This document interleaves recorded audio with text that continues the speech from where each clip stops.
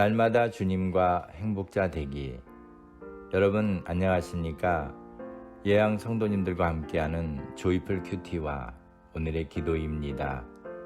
행복해지는 큐티 응답받는 기도 2129호.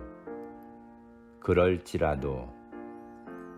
다니엘 5장 16절에서 17절 말씀입니다. 내가 네게 대하여 들은즉 너는 해석을 잘하고 의문을 파한다 하도다. 그런즉 이제 내가 이 글을 읽고 그 해석을 내게 알게 하면 내게 자주 옷을 입히고 금사슬을 내 목에 들이우고 너로 나라의 셋째 치리자를 삼으리라. 다니엘이 왕에게 대답하여 가로되 왕의 예물은 왕이 스스로 취하시며 왕의 상급은 다른 사람에게 주옵소서. 그럴지라도 내가 왕을 위하여 이 글을 읽으며 그 해석을 아시게 하리이다. 아멘.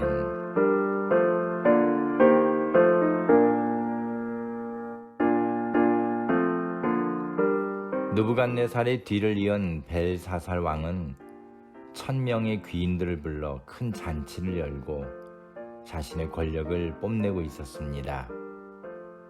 그때 선왕이었던 느부갓네살이 예루살렘 전에서 가져온 금과 은 기명을 가져오게 해서 그것으로 술을 마시며 금, 은, 동, 철, 목, 석으로 만든 신들을 찬양함으로써 하나님을 모욕하는 죄를 범하고 말았습니다.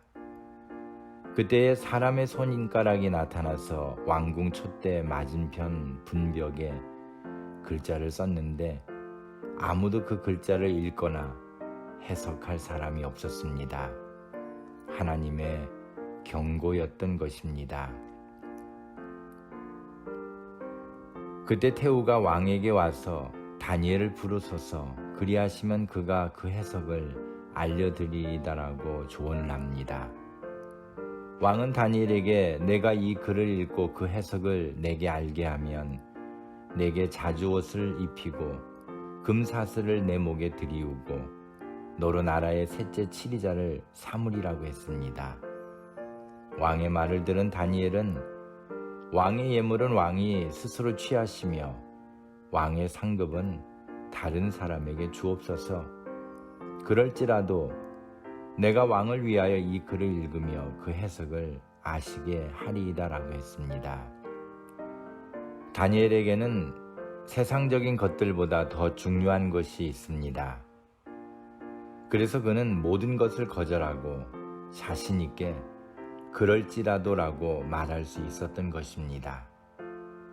그러면서 그는 왕에게 과거 하나님께서 느부갓네살에게 하신 일을 떠올리면서 왕이 하나님 앞에 겸손하지 못하고 하나님의 전 기명으로 술을 마시며 하나님께 영광 돌리지 않았음을 지적했습니다. 오늘 나에게도 그럴지라도라는 용기가 있습니까? 권력이든 재물이든 다 포기하고 그럴지라도 하나님의 영광을 위해 살 수 있습니까?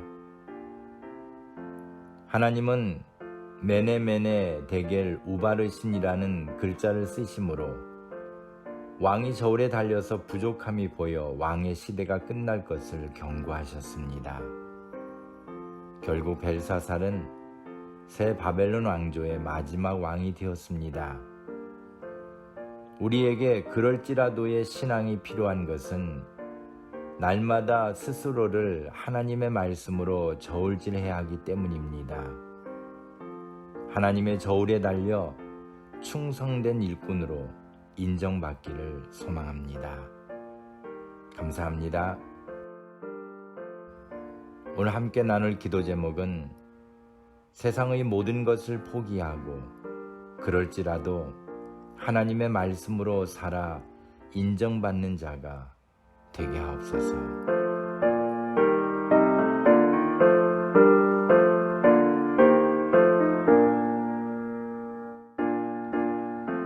오늘의 기도문입니다. 전능하신 하나님, 세상에 있는 사람들이 가지고 있는 생각대로 세상이 이루어지지 않고 전능하신 하나님의 뜻대로 되어짐이 얼마나 복되고 감사한 일인지 고백합니다. 세상을 저희들의 손에 맡기지 않으시고 하나님의 통치 아래 이끌어 주심을 감사합니다. 제 삶의 모든 것도 결국 하나님께서 인도해 주심을 믿습니다.